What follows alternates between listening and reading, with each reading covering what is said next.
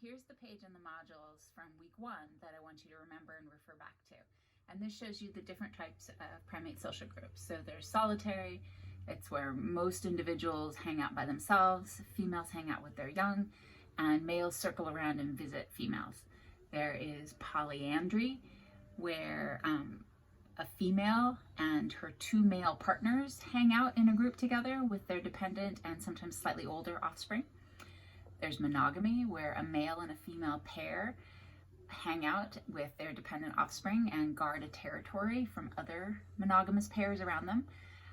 Just because the social group is monogamous doesn't mean the mating is monogamous, though. Sometimes both males and females will step out on their partner. There is one male polygyny. I tend to call these one male, multi-female. This is where you get a dominant male who hangs out with a smaller group of females and keeps other adult males away from his females.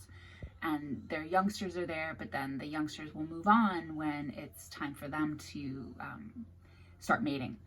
So a gorilla is a good example of that kind of group. And then there is polygyny multi-male, which I call multi-male, multi-female. This is where there's several adult males and several adult females and their dependent offspring all living in a group together. And there's rank amongst the males, but most of the males will have some mating opportunities with most of the females. And so it's a much more polygynous mating system.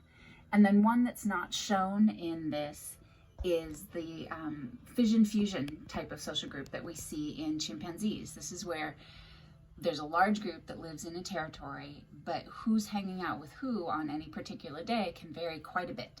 So sometimes you'll see a female off by herself or a female with her youngster off by herself. And then sometimes she'll join up with some other individuals to feed together if there's a large resource.